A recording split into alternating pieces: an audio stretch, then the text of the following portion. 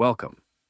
Today we are going deep into one of the most mysterious and least studied cultures, the Himba people, whose way of life and traditions have been preserved for centuries in the heart of northern Namibia. But behind every ancient ritual lies a question.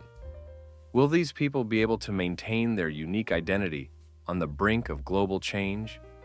Imagine, a few hundred years ago, their ancestors migrated from East Africa, preserving ancient artifacts and customs that continue to live in every gesture and word. At the same time, beyond their isolation, a struggle has ignited. Modern challenges and external pressures threaten to erase everything that makes them special. Behind every fire in their rituals and every cow in their herd lies not only culture, but also the fate of an entire people. We promise to reveal the truth. Who and why is trying to destroy their traditional way of life? And what is at stake if they succumb? Are you ready to see what lies behind the walls of their traditional world? Then, let's begin. Hidden in the remote corners of northern Namibia is one of Africa's oldest and most enigmatic cultures. The people whose history has intertwined through centuries like threads in the fabric of their traditional cloth. This is the Himba people, bearers of a unique spirituality, distant in their isolation, and at the same time, custodians of ancient knowledge and rites that, despite their modesty and simplicity, remain truly mysterious to the modern world. Their population is estimated to number only in the tens of thousands. Each of these souls is like a living monument to a fading era, a reminder that true heritage is not only statues and ruins, but also living human cultures that still remember their roots. The migration of the Himba from the mysterious origins of East Africa took place over centuries, carried by winds and fate across desert expanses and steppes, leaving traces of ancient paths behind. Archaeological finds, ancient artifacts, materials dating back several centuries, all evidence of a continuous link to epochs when this land was different, when tribes were just forming and merging into the first cultural bloodlines. These witnesses of time confirm that the Himba are not an accidental people, but the result of centuries of migration, adaptation, and survival amidst the harsh conditions of semi-deserts, savannas, and mountain ranges. The traditional way of life of the Himba is more than just activities for sustenance. It is their world, their rhythm, their spiritual code. Herding cattle is central to their existence, a vital and sacred practice that guides their balance with nature and their ancestors. Their herds, maintained with respect and love, are not just sources of meat and milk, but living embodiments of their connection to the land and spiritual heritage. The kinship system, based on lateral inheritance, is their internal rule. Every young man and woman knows their place and responsibility, passing down knowledge, traditions, and rites from generation to generation, shaping their collective identity. Within this vibrant cultural fabric, the cult of ancestors holds a special place. The sacred fire is not just a bright flame gathered around at night by the campfire. It is the living heart of their religion and rituals. The person who becomes a chief or elder takes on the responsibility of keeping this fire alive, passing it from one ritual to another, ensuring its perpetual flames as a symbol of their connection to their ancestors. When death touches them, the fire goes out, plunging the soul into mysterious darkness, which symbolizes the transition to the realm of spirits, where ancestors continue to guide their destinies. Despite their small numbers and geographical isolation, which should have preserved their traditions in purity, contact with the outside world, even infrequent, leaves its mark on them. Modern technologies, televisions, radios, even mobile phones. These fragments of progress occasionally intrude into their shy, hidden world, away from civilization.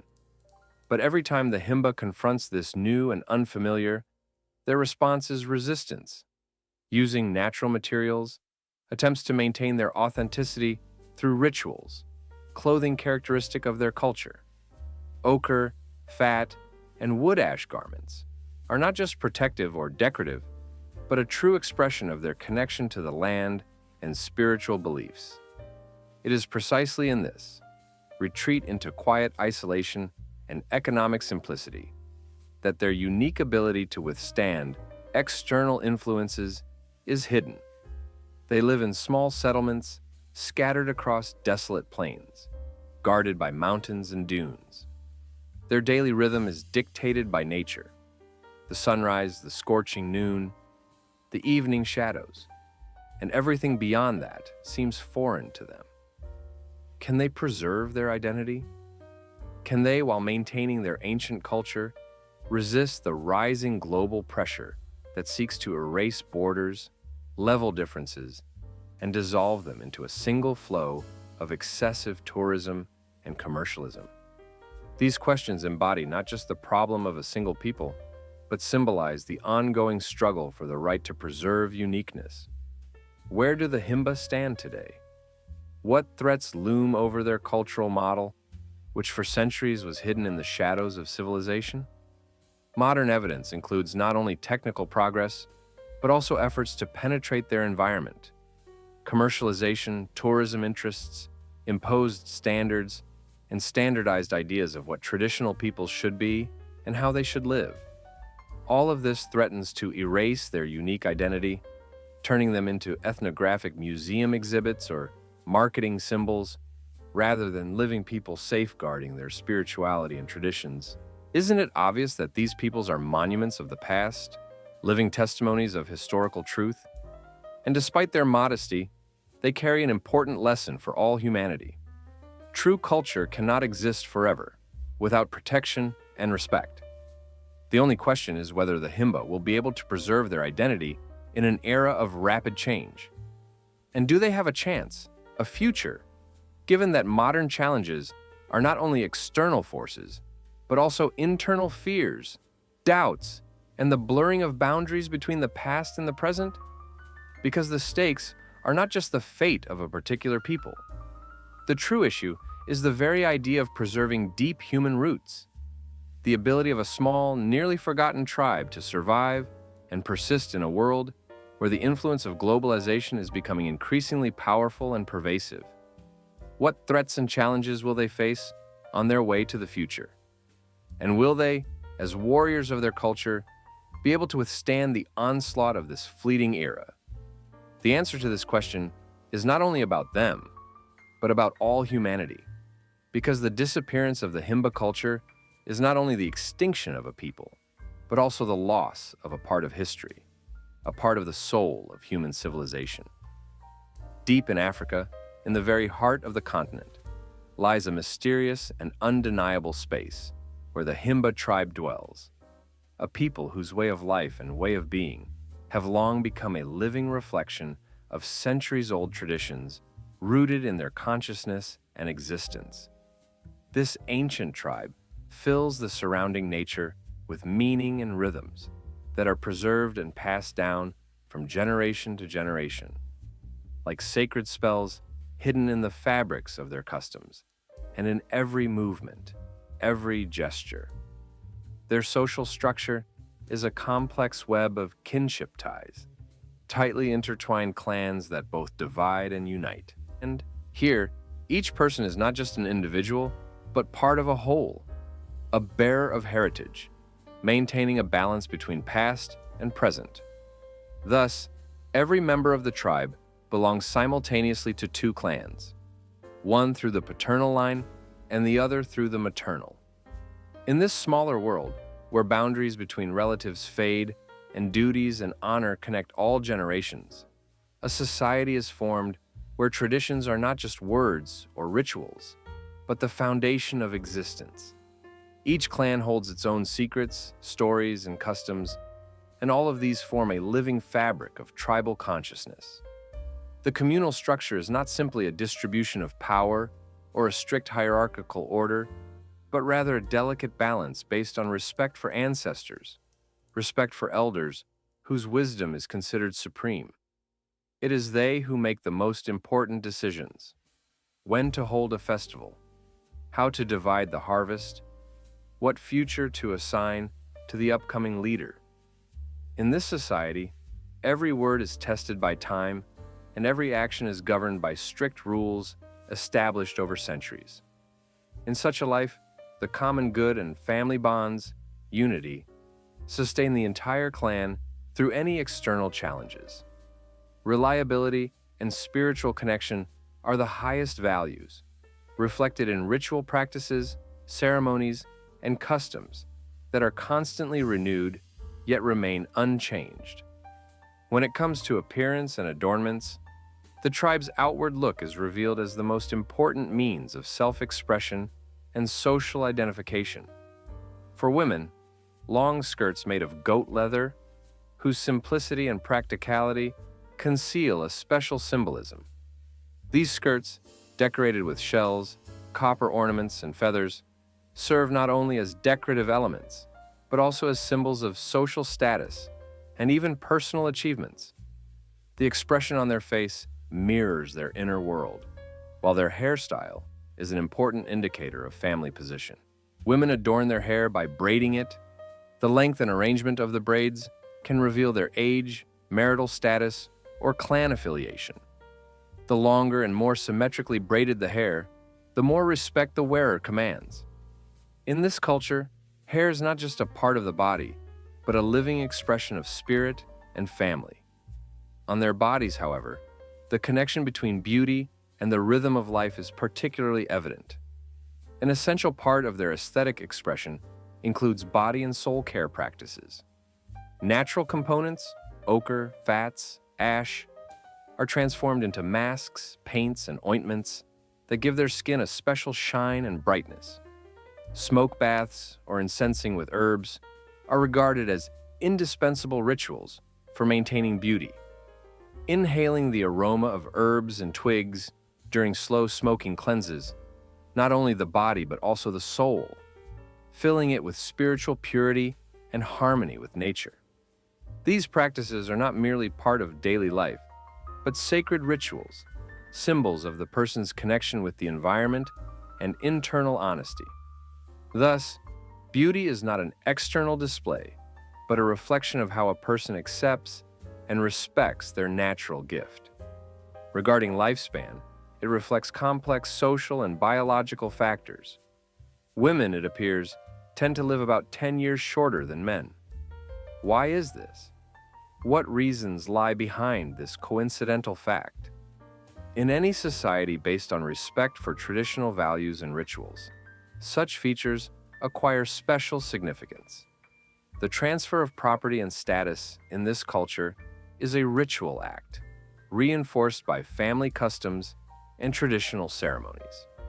Here, inheritance is not merely material wealth, but a symbol of continuity, a guarantee of the clan's continuation, strength, and spiritual richness. Important rituals for passing on status are embedded in ceremonies passed down through generations, uniting the entire community within a shared way of life. A patriarchal structure underpins the entire social organization. Polygamy is prevalent. Men may have multiple wives, and marriages are discussed and decided by elders who embody wisdom and experience, serving as links to ancestors. An important part of the rites is the test for boys, teeth knocking, which symbolizes their transition into adulthood, preparing them for responsibility and the acquisition of status. These traditions are justified not only by practical reasons, but also spiritual ones. They strengthen clan bonds and build willpower and character. Building family ties is one of the central tasks of this people. Through openness, mutual help, and respect, they strengthen their relationships. In contrast to external noise, technology, and rapid changes happening around them, their doors always remain open to loved ones and neighbors, to those seeking truth within their traditions. Family is not just a social unit, but the foundation of their world, rooted in trust and mutual support, in the understanding that their strength lies in unity and the continuation of ancient rituals. But this raises a question. Is it possible to adapt these ancient, resilient customs to the realities of the modern world? Can the meaning and value of traditions be preserved when the noise of rapid change already sounds behind their doors? Is there a chance for the society in an era of globalization and technological progress? Current conflicts are not only ideas of a struggle for survival, but also an internal conflict between preserving heritage and the necessity to evolve. Who becomes the judge of this balance? Who will decide whether to leave everything as it is or to embrace new dimensions, risking part of their unique identity? Embedded in these questions is the depth of their struggle, because their traditions are not just words or rituals, but an integral part of their soul. And so, when traditional rituals face the outside world, do they protest or find new forms? Who assumes the role of guardian of their future? These questions now stand before the tribe as if it were a decree of destiny, and the answer may determine not only their fate, but also that of the entire legacy they hold in their hands. When elders gather under the shade of ancient trees in the old clan to align the destinies of the young, it is as if nature itself reveals its secrets in this sacred act. In this society, there is no simple word, marriage. There is a rite, an agreement, a ritual, viewed as a sacred forge where the future of the entire tribe is shaped. Here, in this world, spouses are not chosen impulsively or on whim. Choices are made slowly, carefully, with all the customs and cultural codes in mind. Elders, with their wisdom accumulated over centuries, begin conversations about compatibility, casting the magic of consensus, considering not only external qualities, but also inner strength of spirit, traditional values, and religious rites. Their voices are not just advice or recommendations. They are the voice of honor and history, testimony to centuries-old wisdom embedded in every movement, in every word. Time passes, and girls are granted a unique opportunity to taste freedom, to feel themselves not dominated by others' expectations, but as full participants in their own future. They are allowed to spend time with different men. Each is not just a potential groom, but a bearer of specific values, views, and strengths. This is not mere entertainment or mindless testing. It is an attempt to understand who among them could become a true partner. Such an approach gives girls a chance to make a conscious choice, to get to know men not only by appearance, but also through character, habits, and inner convictions. There is a certain harmony in this. After all, marriage and wedding rituals are not only about traditions, but also about life, relationships, and trust. The most significant moment is considered the initiation ritual, during which the eldest woman, possessing not only knowledge but also inner strength, applies a mixture to the young girl, prepared according to ancient recipes. This mysterious composition is not just a blend of herbs and oils, but carries sacred meanings. It symbolizes the connection with ancestors, strengthens the spiritual core of the future bride, warns of possible dangers, protects, and guides her to understand her role in society. After this ritual, the girl's consciousness becomes rooted not only in her own value, but also in her responsibility before the entire community and the centuries-old traditions. At that moment, a new chapter opens for her.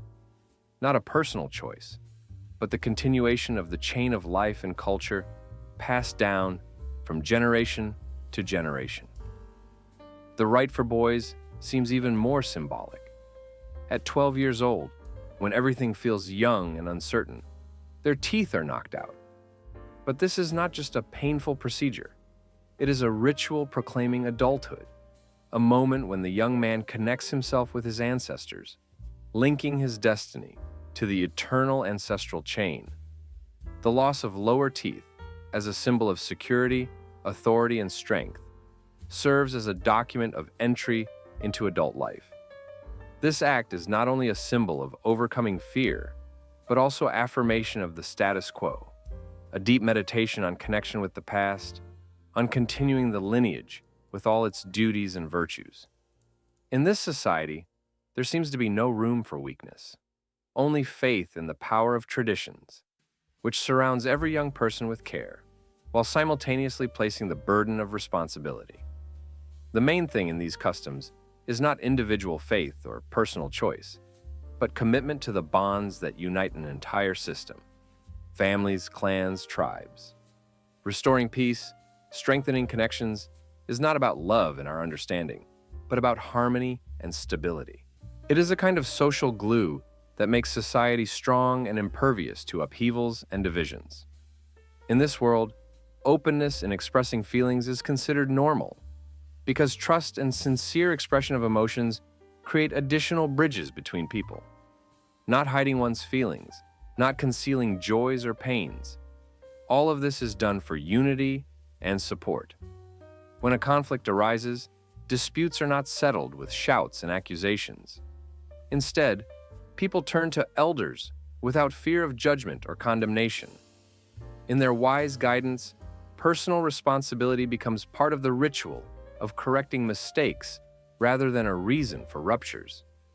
Even grief or quarrels in this society flow into unspoken words, because voicing them is safe and sensible.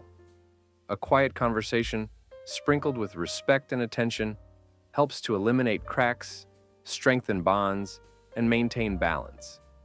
This approach is not just a feature of interpersonal relationships, but a fundamental philosophy of life based on trust, understanding, and continuity. How can these traditional marriage rituals and views on fidelity harmoniously coexist with modern values? The questions seem to linger in the shadows, like a warning. What if these ancient practices contradict personal freedom, human rights, and individual choice? To what extent is it acceptable today to remain faithful to science and progress without destroying the resilient fabric of cultural foundations? These questions trouble many who face the need to reevaluate their values, preserve their identity, and at the same time seek a place in society where new perspectives on personality and freedom are not always understood. Transitioning to the new is not an instant event, but a long and difficult journey where values, ideas, and traditions collide. Societal evolution entails a transformation of consciousness, a reevaluation of fundamental principles, sometimes painfully. The ideals of freedom and independence can challenge the doctrines in which these peoples have been rooted for centuries. And then a new front opens, the challenge to preserve their uniqueness without losing connection to their roots, without dissolving into the flow of modern trends. Will society change if people begin to see marriage, personal fidelity, and family ties differently? Perhaps it will become more flexible and free. Or maybe it will lose its inner strength, drowning in the discord of modernity. The question remains open, and only time will show which path these generations will choose. But one thing is clear: maintaining and developing traditions is not just a matter of customs. It is about the continuation of life, about preserving the cultural code that defines their identity. Regardless of time, wars, or revolutions, these foundations continue to live inside each person, seemingly nourishing the skin and spirit of their society. And within this ongoing dialogue between past and future lies its power, a force that eternally connects generations despite the storms of change. In the heart of silent emptiness, where rocks pierced the sky and silence seemed absolute, lay the land that had served for centuries as the homeland for a people living by special rules, according to ancient traditions. Here, in profound silence, unbroken even by the cries of the free wind or the calls of the herd, were perceived the images of a way of life that followed its own austere but sincere path. They are those who inherit the customs of ancestors, who have lived for centuries without participating in the rush of civilization, who embody a unique and authentic cultural layer among many peoples. Their home is a cone-shaped hut, built from young trees carved in strict accordance with techniques passed down through generations. These dwellings are simple, unpretentious, devoid of furniture, placed directly on the ground, reflecting their deep connection to nature. Inside, the space itself is a single room where the entire village sleeps, where fates intertwine, where life is born. Mud, manure, weathered straw, all these materials create comfort in their earthly nests, providing protection from harsh climatic conditions. Immersed in their way of life, the people live and breathe through their cows, sacred animals that are not just a source of sustenance or income, but also a symbol of well-being and family. Their lifestyle revolves around the herd, around caring for the cows, since it is they who determine who and when will have happiness, whose future will be linked to this vital wealth. For the cows, that is not only sustenance, but also an opportunity to marry, to bind one's fate with the land and the people. In other words, to become part of their community. In this world, where girls from the age of 8 are sent into early marriage during adolescence, cows are their greatest wealth and their path to the future. 4 cows provide not only the prospect of marriage, but also a chance to regain respect in society and to earn status. The appearance of the inhabitants is minimal, often reflecting their inner frugality and character. They avoid unnecessary fuss, preferring a simple, practical look. They frequently use makeshift materials, plastic bottles and bags, not only for storing water or food, but also as decorations, highlighting their creative approach to limited resources. These items serve as both adornments and protective talismans, imbued with meaning and memories of ancient traditions. They move easily from place to place, following pastures and their animals. Mobility is an integral part of their way of life. This is a people never tied to a single location.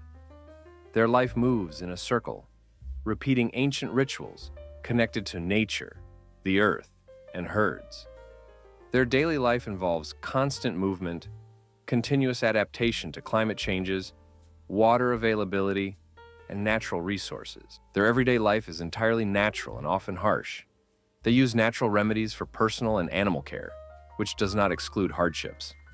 During periods of water shortage, or when fresh water becomes inaccessible, they resort to smoky procedures, smoke therapy, that helps cleanse the skin, strengthen health, and refresh the mind.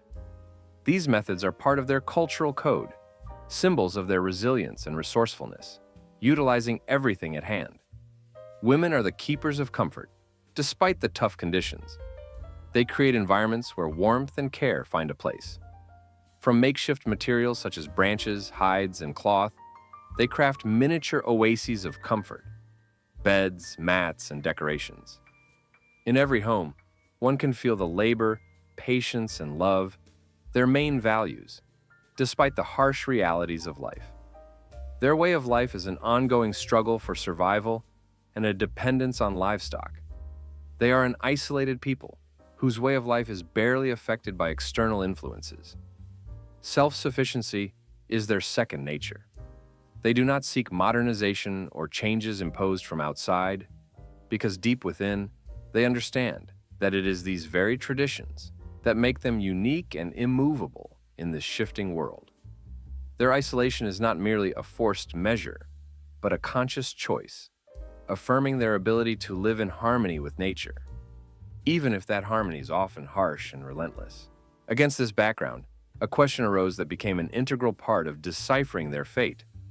What will happen to them if external forces or modernization penetrate their resilient and closed world? What inevitable changes will take place in their lives?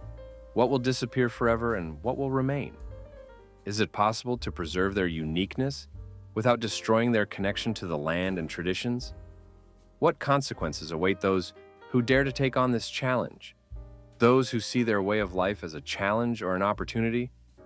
The danger lies in the fact that external intervention, even if well-intentioned and necessary at its core, can break the fragile balance and destroy centuries-old ways of life. Perhaps this people will be able to adapt while preserving their culture and identity. Or perhaps they will disappear entirely. dissolving among many other peoples, losing their distinctive traits, their voice, their memory. These questions are not mere abstract reflections. They represent a danger, a challenge facing them today. And contemplating the future, this chapter's conclusion brings an awareness of one important thought. Will they be able to transform, or will their traditions vanish in the whirl of external changes? Will they be capable, while maintaining their essence, of integrating into the new world? Or will their uniqueness be erased forever? Or perhaps their fate remains an open door, behind which may lie either disappearance or an opportunity for a wave of new life, teetering on the brink of choice?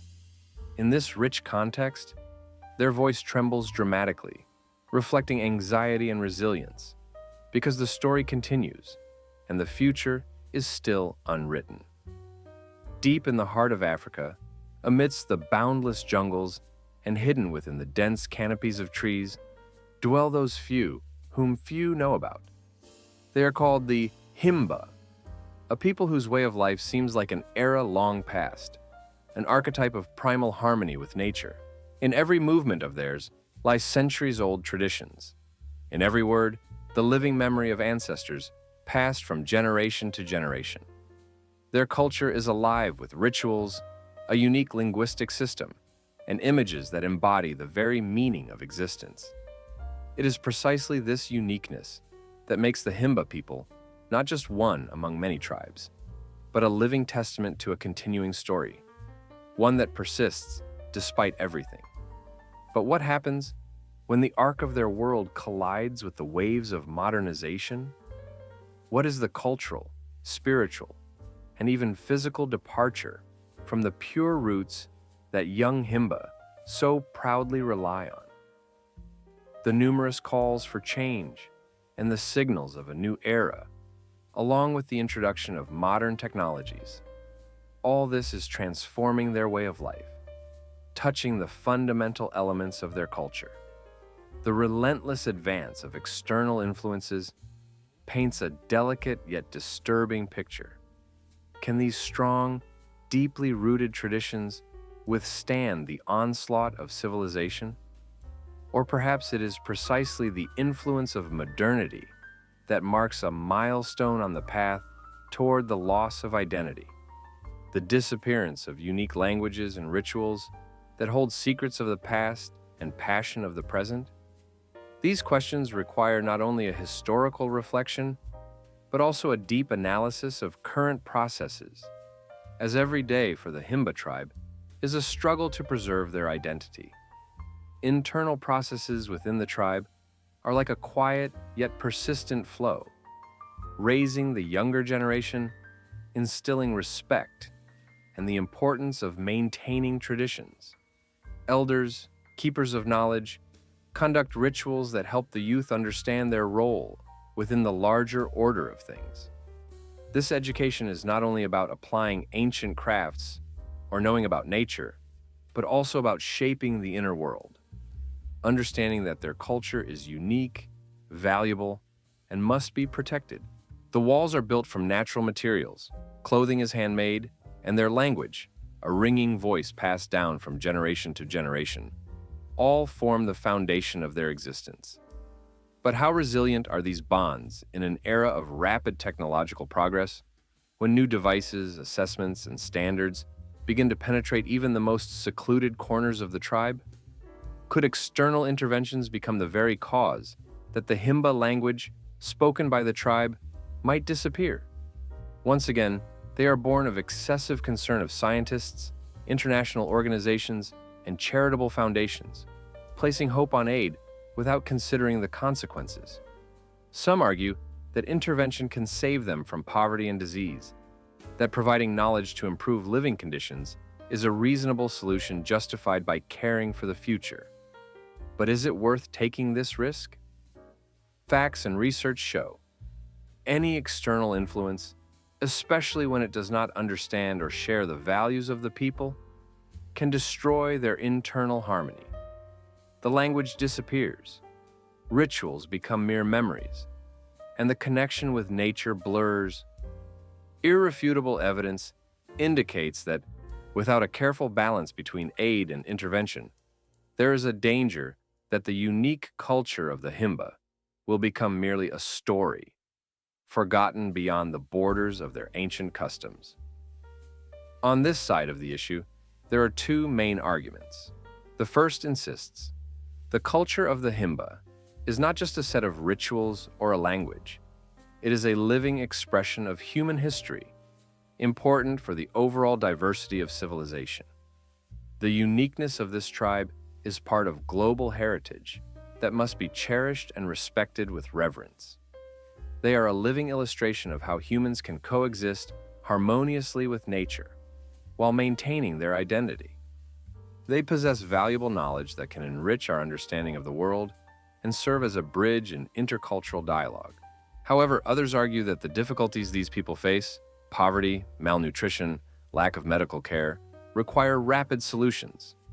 If intervention can help them acquire basic modern knowledge, provide opportunities for children to learn, then why not embrace progress? Perhaps they will be able to integrate their traditions into a new life without losing their uniqueness, but strengthening it through new opportunities. So, the main question before us is, should we fully support the preservation of the Kimba culture in its current form, with its traditions, language, and rituals, or on the contrary, merge them into a shared flow of modernity in order to improve quality of life and ensure the future? This dilemma is not merely a question of politics or religion. It is an ethical, philosophical challenge for all humanity.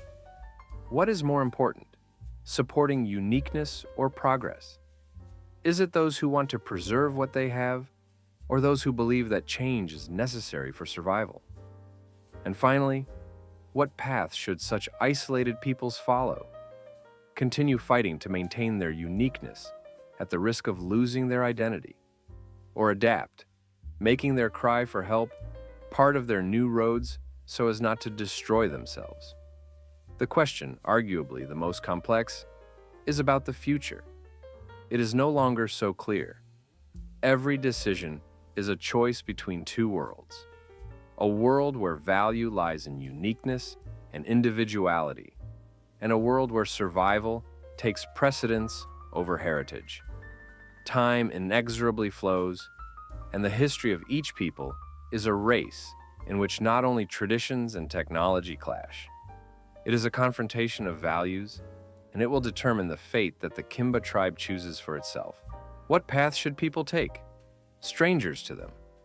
Should they continue looking back into the past, holding onto their roots for those who follow, or learn to accept change in order to preserve their lives and their voice in an increasingly rapidly changing world? This is the central question that hovers over every attempt to preserve their uniqueness. And perhaps the answer lies not in approval or disapproval, but in deep, honest reflections on what the future should be for those who hold within themselves the most ancient codes of humanity.